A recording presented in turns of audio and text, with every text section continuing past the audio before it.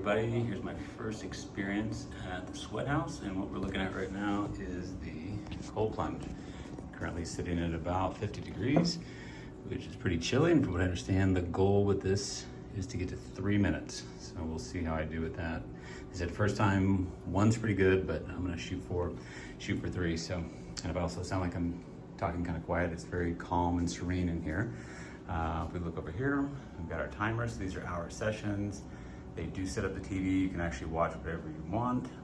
Currently we have it set on something very relaxing. So as we go over here, this is the infrared sauna.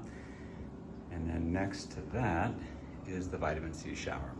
So what was recommended to me was to do about 40 minutes first in the infrared sauna, do the vitamin C shower, and then follow that up with the cold plunge. All right, so I'm gonna give this a go for the first time and let you know how it goes. Whew. All right, just finished up my first experience at the Sweat House.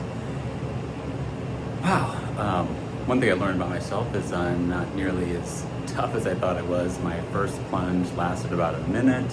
I just went in, not the entire way. Second one, I made it to 5 minutes, but still kept my arms and part of my torso out. Third one, I decided to go for the whole thing and did submerge myself completely. That one, again, I only made for a minute. It feels awesome. I will say, probably one of the best things about this experience is just being in a room by yourself. It's so relaxing.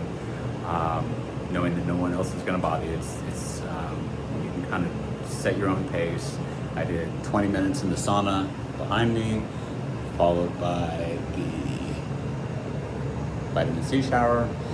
What that means is you see up at the top there's a little filter that has solution that the water runs through, and that's where the vitamin C comes from. And then following that is the cold plunge.